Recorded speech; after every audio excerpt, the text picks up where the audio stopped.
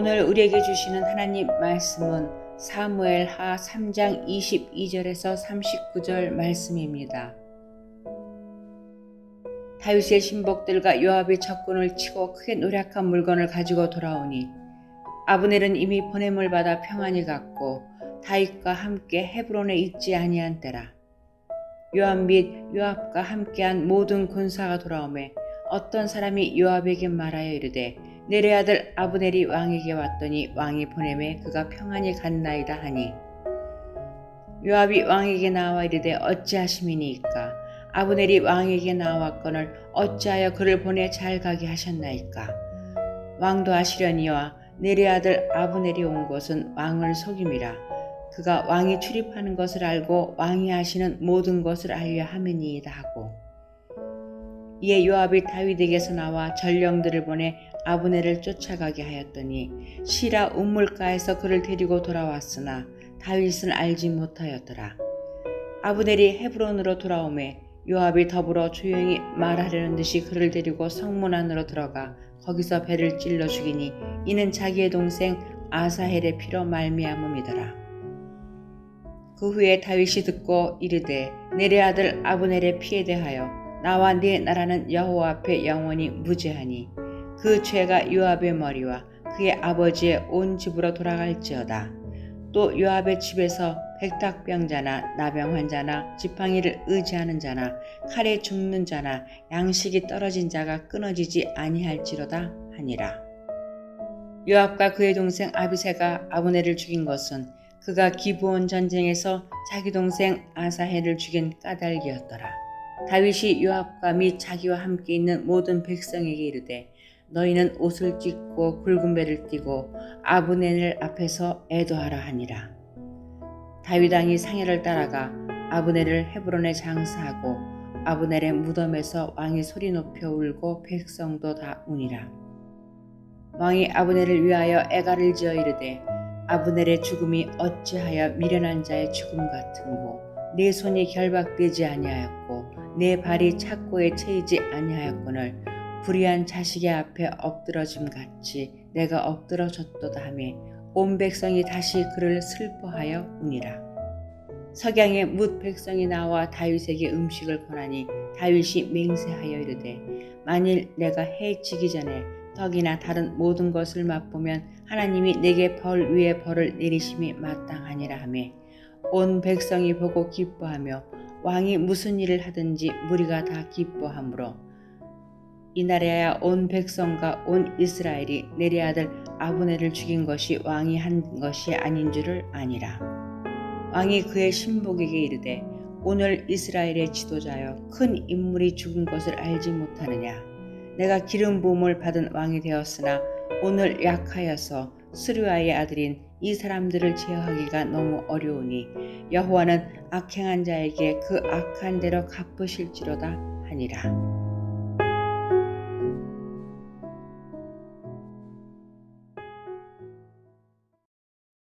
사울 왕이 죽고 나서 다윗은 곧바로 예루살렘에서 이스라엘의 왕이 되지 않고 헤브론에 머물고 있었습니다. 바로 이것은 하나님의 뜻이었기 때문이었습니다. 하나님은 다윗이 헤브론에서 마지막으로 진정한 이스라엘의 왕이 되기 위한 훈련을 마무리하기를 원하셨습니다. 그리고 다윗이 왕으로서의 자질과 준비를 마치면 그를 온 이스라엘의 나라를 다스리는 왕으로 세울 계획을 가지고 계셨습니다. 하나님께서 계획하신 일을 작정하실 때는 어느 누구도 막을 수 없습니다. 그런데 이 순간에 다윗에게 많은 유혹들이 찾아옵니다. 소위 정치 기술들이었습니다. 미국은 4년에 한 번 대통령 선거를 치를 때 대통령으로 거론된 인물로 당선이 어려우면 표모를 할 수 있는 사람에게 부통령의 자리를 약속하고 두 사람이 힘을 모아 대선에 승리하는 일들이 매 선거 때마다 일어납니다. 우리나라의 경우에는 아예 정책이 다른 두 당이 선거 마지막 며칠을 남겨두고 통합함으로 두 정당을 지지하는 유권자들의 표를 하나로 합쳐 견제 후보의 표를 앞서 당선되는 일들이 선거 때마다 벌어집니다. 다윗에게도 내가 당신을 도우면 당신은 시간을 앞당겨 빨리 온 이스라엘의 왕이 될 수 있습니다 라고 찾아오는 정치 세력들이 있었습니다. 그 중에 사울의 군대 장관이었던 아브넬이 오늘 본문에 등장합니다. 아브넬은 다윗을 찾아와 자신은 킹메이커로서 내가 나서면 사울을 동조하는 지파들을 모두 돌아서게 할 수 있고 그러면 당신은 곧바로 온 나라의 왕이 될 수 있다라고 유혹했습니다. 아브넬이 약속을 지켜서 모든 지파들의 원로를 만나고 다윗에게 힘을 모아주자 다윗은 아브넬을 VVIP로 맞아주면서 그를 위해 잔치를 벌여주었습니다. 다윗에게도 용맹한 부하들이 많이 있었는데 그 중에 대표는 광야에서부터 다윗과 함께하며 수많은 전쟁을 치렀던 다윗의 군대 장관 요압입니다. 그런데 요압은 사울의 군대 장관인 아브넬과 깊은 원한 관계에 놓여 있었습니다. 얼마 전에 자신의 부하들과 아브넬의 부하들이 서로 전투를 벌인 일이 있었는데 그때 요압의 막내 동생인 아사헬이 아브넬의 창에 찔려 목숨을 잃었기 때문입니다. 요압은 그날도 사울의 부하들과 싸워 승리하고 성으로 돌아오고 있는 길이었습니다. 그런데 성에 돌아와 보니 자신의 원수인 아브넬이 다윗에게로부터 큰 환대와 잔치상을 받고 돌아갔다는 소식을 들은 것입니다. 이제 오늘 본문의 첫 절인 사무엘하 3장 22절과 23절을 보겠습니다. 다윗의 신복들과 요압이 적군을 치고 크게 노력한 물건을 가지고 돌아오니 아브넬은 이미 보냄을 받아 평안히 갔고 다윗과 함께 헤브론에 있지 아니한 데라. 요압 및 요압과 함께한 모든 군사가 돌아오매 어떤 사람이 요압에게 말하여 이르되 넬의 아들 아브넬이 왕에게 왔더니 왕이 보내매 그가 평안히 갔나이다 하니 요압은 크게 놀랐습니다. 다윗 왕이 사울의 군대 장관이었던 아브넬과 회담을 가졌다는 소식이 들리고 힘을 합할 것을 약속했다는 말을 들었기 때문이었습니다. 요압은 다윗에게 따져 묻습니다. 24절입니다. 요압이 왕에게 나아가 이르되 어찌하심이니이까 아브넬이 왕에게 나와왔거늘 어찌하여 그를 보내 잘 가게 하셨나이까. 우리의 원수인 사울의 군대 장관 아브넬이 제 발로 걸어 들어왔는데 왜 그냥 돌려보냈느냐라는 말이었습니다. 자신은 치열하게 사울의 군사들과 싸우고 돌아왔는데 왕은 적들의 군대 장관을 환대해주고 그냥 돌려보내주었다는 것에 대해서 항의하는 이 모습은 잘못된 것을 바르게 바꾸려는 의로운 말처럼도 들립니다. 하지만 이제 우리가 보게 될 25절을 보면 요압은 정말 다윗과 백성을 생각해서 한 말이 아니라 자신의 원수를 놓친 것에 대한 분함으로 말하고 있었다는 것을 알게 되고 이것에 맞춰서 근거 없는 주장을 하는 것을 보게 됩니다. 25절입니다. 왕도 아시려니와 넬의 아들 아브넬이 온 것은 왕을 속임이라. 그가 왕이 출입하는 것을 알고 왕이 하시는 모든 것을 알려 함이니이다 하고 아브넬이 왕을 암살하기 위해서 왕의 동선을 염탐하기 위해 온 것이다. 이렇게 억측을 했습니다. 그리고 나서 요압은 병사들을 보내 아브넬을 추격합니다. 그리고 아브넬을 시라 우물가에서 붙잡아 다윗이 다시 부른 척하고 그를 성으로 돌아오게 했습니다. 그런데 이 일을 요압이 다윗에게 보고하지 않았다는 것입니다. 26절입니다. 이에 요압이 다윗에게서 나와 전령들을 보내 아브넬을 쫓아가게 하였더니 시라 우물가에서 그를 데리고 돌아왔으나 그 다음 절을 따라 하시겠습니다. 다윗은 알지 못하더라. 이것은 왕에 대한 매우 중대한 도발입니다. 우리나라 조선시대 때는 이런 일이 생기면 영모죄입니다. 아브넬이 돌아오자 요압은 마치 중요한 얘기를 전하는 것처럼 그를 조용한 곳으로 유도했습니다. 27절을 봅니다. 아브넬이 헤브론으로 돌아오매 요압이 더불어 조용히 말하려는 듯이 그를 데리고 성문 안으로 들어가. 당시에 이스라엘 성문의 구조는 성문 안쪽에 양편에 최병들을 위한 방이 준비되어 있었습니다. 그것으로 안내했다는 뜻입니다. 거기서 요압은 과거 아브넬이 자기의 동생 배를 창으로 찔러 죽인 것처럼 아브넬의 배를 찔러 죽입니다. 거기서 배를 찔러 죽이니 이는 자기의 동생 아사헬의 피로 말미암음이더라. 요압은 동생 아사헬의 복수를 한 것입니다. 그러자 다윗이 어떻게 했는가? 다윗은 이 요압의 행동은 자신의 생각이 결코 아니며 이번 요압의 아브넬 살해 사건은 자신과 아무 관련이 없다라고 선포합니다. 28절을 보겠습니다. 그 후에 다윗이 듣고 이르되 내리의 아들 아브넬의 피에 대하여 나와 내 나라는 여호와 앞에 영원히 무죄하니 그 죄가 요압의 머리와 그의 아버지의 온 집으로 돌아갈지어다. 이 사건은 백성들에게 여러 가지 의심과 소문을 만들어냈습니다. 첫째는 다윗이 아브넬과 협상하는 척 받아주고는 다윗의 군대 장관 요압을 시켜서 사울의 군대 장관 아브넬을 제거한 사건이다. 이러한 의심의 소문이 돌았습니다. 두 번째는 이 사건이 다윗을 정치적으로 공경에 처하게 만들었다는 소문이었습니다. 아브넬이 북쪽 지파의 장로들과 회의를 하고 그들을 모두 다윗 편으로 돌려놓았는데 아브넬이 죽음으로 인해서 그 모든 협상이 원점으로 돌아가게 됐다라는 소문이었습니다. 다윗은 이러한 소문 가운데서도 사울의 군대 장관 아브넬의 장례식을 왕이 상여를 따라가는 국장으로 치릅니다. 아래에 있는 31절과 32절을 보겠습니다. 다윗이 요압과 및 자기와 함께 있는 모든 백성에게 이르되 너희는 옷을 찢고 굵은 배를 띠고 아브넬 앞에서 애도하라 하니라. 다윗 왕이 상여를 따라가 아브넬을 헤브론에 장사하고 아브넬의 무덤에서 왕이 소리를 높여 울고 백성도 다 우니라.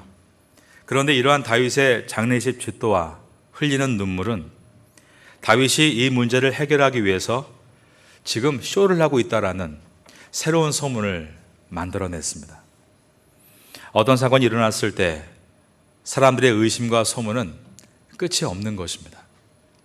요즘 세상에서 소셜미디어를 통해서 일어나는 일들을 보면 어떤 사건이 사회적 조명을 받으면 끊임없는 의심과 소문의 댓글로 뒤덮이게 됩니다. 그런 압력을 견디지 못하고 생을 포기하는 사람들도 생겨나고 있습니다. 특별히 오늘날 정치인 그리고 연예인 같은 경우는 정말 욕먹을 각오를 단단히 하지 않으면 그 직업군에서 생활해 나갈 수가 없습니다. 그런데 오늘 본문에서 다윗이 사울의 군대 장관인 아브넬의 죽음을 애도한 것은 위기를 벗어나기 위한 수단이 아니었습니다. 다윗은 과거에 사울이 자신을 죽이려고 창을 던졌을 때 피했던 일이 있습니다. 비록 피했지만 그의 마음에는 커다란 상처의 구멍이 남아 있었습니다. 사울의 군대 장관인 아브넬이 요압의 동생 아사헬의 배를 창으로 구멍을 냈던 것처럼 말입니다. 그런데 다윗이 반대로 사울을 죽일 기회가 생겼을 때 다윗은 사울의 배를 창으로 찌르지 않았습니다. 사울은 다윗에게 2번을 창으로 던졌고 그 후에 다윗은 사울을 2번 죽일 기회가 있었는데도 다윗은 그때마다 사울에게 창을 되돌려 던지지 않고 사울을 용서해 주었습니다. 그 이유는 다윗은 사울이 되고 싶지 않았기 때문입니다. 다윗은 사울을 닮고 싶지 않았습니다. 다윗은 하나님을 닮고 싶어 했습니다. 그러므로 그럴 때마다 하나님 앞에 나와 몸부림치며 기도했는데 그 기도의 내용들이 바로 다윗이 기록한 시편입니다. 오늘 본문의 내용에도 다윗이 아브넬의 죽음에 장례를 치르고 슬픔을 애도하며 금식한 이유는 사람들에게 보여주기 위한 정치적인 쇼를 하기 위해서가 아니었습니다. 사울과 같은 실권자가 된 다윗은 사울처럼 살지 않고 다윗으로 살고 싶어서였습니다. 그러므로 자신의 정치적 입지를 손상시킨 군대 장관 요압을 죽이지 않고 죽은 사울의 군대 장관 아브넬을 장사 지내며 지었던 오늘 본문의 시는 다윗이 진심 어린 마음으로 죽은 자의 슬픔을 애도하는 노래, 즉 애가였습니다. 그리고 이 모습은 과거 사울이 죽었을 때도 그랬던 것처럼 자신의 정적이 죽인 것을 내심 기뻐하는 겉과 속이 다른 얼굴이 아니라 진심으로 그의 수고와 가치를 인정해 주는 노래였습니다. 33절입니다. 왕이 아브넬을 위하여 애가를 지어 이르되 아브넬이 죽음이 어찌하여 미련한 자의 죽음 같은고. 이 뜻은 아브넬은 사울의 군대 장관으로서 재직할 동안 수많은 블레셋과의 전투에서 혁혁한 공을 세운 장수인데 요압이 얕은 꾀 하나를 짐작하지 못하고 죽은 것을 안타까워하는 노래입니다. 그러면서 그는 진정으로 그를 위해 울었습니다. 34절입니다. 다윗은 이 기간 동안 음식을 먹지 않고 금식하며 슬픔을 애도해 갑니다. 35절에 보면 석양의 뭇 백성이 나와 다윗에게 음식을 권하니 다윗이 맹세하여 이르되 만일 내가 해지기 전에 떡이나 다른 모든 것을 맛보면 하나님이 내게 벌 위에 벌을 내리심이 마땅하니라 하며. 세상의 많은 정치인들은 여론의 기류를 바꾸려 할 때 이벤트를 사용합니다. 단식을 하기도 하고 삭발을 하기도 하고 어딘가를 방문하거나 집회를 여는 것입니다.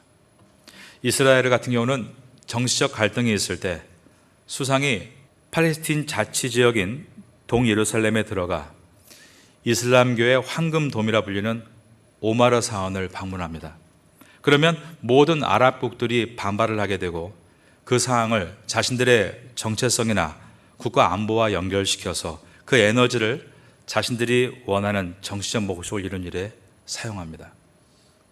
일본은 정치적 힘이 약해졌을 때 독도가 자기들의 땅이라고 주장합니다. 그러면 우리 국민들은 반발하게 되고 그것을 이슈로 삼아서 자국 내 민족주의를 불러일으켜 자신의 목적을 이루는 에너지로 사용합니다. 다윗은 그러한 문제를 해결하기 위해서 지금 정치적인 쇼를 하는 것이 아니었습니다. 다윗은 자신이 살과 같이 되지 않겠다는 바른 믿음을 가지고 있었고 그 믿음을 가지고 진심으로 애도할 때 오늘 제목과 같이 다윗의 본심은 결국 백성들의 마음에 전달되었고 다윗은 이 문제를 극복해 나갈 수 있었습니다. 36절과 37절입니다. 온 백성이 보고 기뻐하며 왕이 무슨 일을 하든지 무리가 다 기뻐하므로 이 날에야 온 백성과 온 이스라엘이 넬의 아들 아브넬을 죽인 것이 왕이 한 것이 아닌 줄을 아니라. 오늘 말씀의 내용은 본심이 선하면 문제를 극복할 수 있다는 것을 우리에게 보여주고 있습니다. 여러분, 반대로 핑계를 대서는 문제를 극복할 수 없다는 것을 알아야 합니다. 핑계를 대고 거짓말을 할 때 사람들이 속기도 하고 여론의 방향이 바뀌기도 하고 비난의 화살이 비켜가기도 합니다. 그러나 이 모든 것을 하나님께서 보신다는 것을 잊지 말아야 합니다. 사울이 다윗을 죽이려고 창을 던졌고 사울의 군대 장관 아브넬이 요압의 동생 아사엘의 배를 창으로 찔러 죽이고 이어서 요압이 아브넬의 배에 복수의 칼을 밀어 넣는 것을 하나님은 다 보고 계셨습니다. 하나님은 이 복수의 사슬을 끊어야 될 어떤 한 사람이 필요했습니다. 하나님은 이 복수의 사슬을 끊는 성숙한 사람을 통일 이스라엘의 왕으로 세우기를 원하셨습니다. 바로 그가 다윗이었습니다. 다윗은 나이가 많은 사울에게 복수의 창을 되던지지 않았고 이제 사울의 나이가 되어갈 때는 부하들에게 사울처럼 창을 날리지 않았습니다. 다윗은 언제나 하나님 앞에서 하나님을 경외하고 겸손하고 심지가 변하지 않는 다윗으로 남으려고 했습니다. 여러분, 완벽한 사람은 없습니다. 실수하지 않는 사람은 없습니다. 다윗도 사무엘상부터 지금까지 많은 실수를 해봤고 이제 앞으로 보게 될 내용들에서도 많은 실수를 우리가 만나게 될 것입니다. 다윗은 실수하지 않아서 하나님께 쓰임 받은 것이 아닙니다. 늘 정직하고 처음 마음을 놓치지 않으려고 애썼기 때문에 하나님께 쓰임 받은 것입니다. 여러분에게도 하나님 앞에 가졌던 처음 마음을 잊어버리지 않으심으로 여러분의 본심이 모든 문제를 해결할 수 있는 열쇠가 될 수 있기를 예수님의 이름으로 축원합니다. 마지막 부분인 38절과 39절을 보겠습니다. 왕이 그의 신복에게 이르되 오늘 이스라엘의 지도자여 큰 인물이 죽은 것을 알지 못하느냐. 내가 기름 부음을 받은 왕이 되었으나 오늘 약하여서 수료의 아들인 이 사람을 제어하기가 너무 어려우니. 여기서 수르야의 아들 이들은 요압과 그의 동생 아비새를 뜻합니다. 여호와는 악행한 자에게 그 악한 대로 갚으실지로다 하니라. 다윗은 아브넬의 죽음을 애곡하면서 요압과 아비새가 자기 명을 따르지 않은 것을 안타까워합니다. 그러나 자기의 화를 한 번 더 누르고 하나님께서 반드시 하나님의 때에 하나님의 방법대로 심판하실 것을 믿고 그들의 했던 것과 똑같이 은밀한 곳으로 불러서 죽이거나 파면시키지 않고 다윗은 그들에게 다시 한번 기회를 줍니다. 만일 다윗이 사울의 마음을 가지고 있었다면 다윗은 그들 요압과 아비새를 향해 그들의 배를 뚫기 위해 기분대로 창을 하나씩 던졌을 것입니다. 하지만 다윗은 그것을 참았습니다. 다윗은 사적으로 얼마든지 복수할 수 있는 자리에 있었습니다. 이렇게 말할 수 있었습니다. 너희들이 다 된 밥에 죄를 뿌렸단 말이다. 너는 나의 명령에 불복하는 영모죄를 지었단 말이다. 다윗도 인간입니다. 왜 이러한 감정들이 올라오지 않았겠습니까? 그런데 이때 다윗의 훌륭한 점은 자신의 감정을 자제시키고 이 사건을 하나님의 주권에 맡긴 것에 있습니다. 39절 마지막 부분에 여호와는 악행한 자에게 그 악한 대로 갚으실지로다. 악인을 벌하는 것은 내 손에 있는 것이 아니라 하나님의 주권 속에 있다. 그것을 인정하고 하나님께 맡긴 것입니다. 요압과 다윗의 차이점이 있습니다. 누가 더 칼을 잘 쓰고 활을 잘 쏘며 창을 잘 던지는가가 아니었습니다. 그 둘의 차이점은 삶에서 자기가 주인이 되느냐 아니면 하나님이 주인이심을 인정하느냐였습니다. 요압은 신하임에도 삶의 주인이 왕이 아닌 자기라고 생각했고 다윗은 왕임에도 삶의 주인은 왕인 내가 아니라 하나님이시라고 생각했습니다. 우리는 오늘 본문을 통해 자신의 감정을 따르기 전에 하나님의 뜻을 구하고 있는 다윗의 경건한 삶을 본받아야 합니다. 이 다윗의 모습이 하루아침에 된 것은 아닙니다. 그가 거쳤던 긴 광야의 시간 속에서 자신에게 창을 던지는 사울에게 복수하는 대신 다윗은 하나님 앞에 묵상하고 기도하고 그 기도문을 시로 기록하면서 끝까지 하나님의 주권에 맡기고 순종한 훈련을 쌓아갔기 때문에 그가 사울의 자리에 앉았을 때도 사울이 되지 않을 수 있었던 것입니다. 그러나 요압은 동생의 배에 창을 꽂은 아브넬을 향한 그 분노와 원함만을 묵상하다가 기회를 맞았을 때 똑같이 아브넬의 배에 창을 꽂았습니다. 오늘 본문은 복수심을 따라 행하다가 모든 것을 잃어버린 요압과 진심을 가지고 묵묵히 일할 때 본심이 전해짐으로 많은 것을 얻는 다윗의 이야기입니다. 우리는 이 세상을 살다 보면 사울과 같이 또 요압과 같이 살아야 된다는 유혹을 가질 때가 있습니다. 맞은 만큼 돌려준다. 가만두지 않는다. 그러면서 다윗과 같이 산다는 것은 힘을 잘 못 쓰고 있는 것이고 비효율적이라고 생각할 때도 있습니다. 하지만 하나님의 명령과 섭리가 가장 빠르고 확실한 길이라는 사실을 오늘 본문이 우리에게 분명하게 보여줍니다. 여러분 가운데 답답하고 억울하고 힘든 일이 있으시다면 이번 한 주간 동안 다윗과 같이 하나님의 주권을 인정하고 기도하심으로 바른 본심을 가질 때 문제를 해결하는 귀한 경험을 할 수 있기를 바라겠습니다. 이러한 은혜가 이번 한 주간 동안 우리 모두에게 있게 되기를 예수님의 이름으로 축원합니다.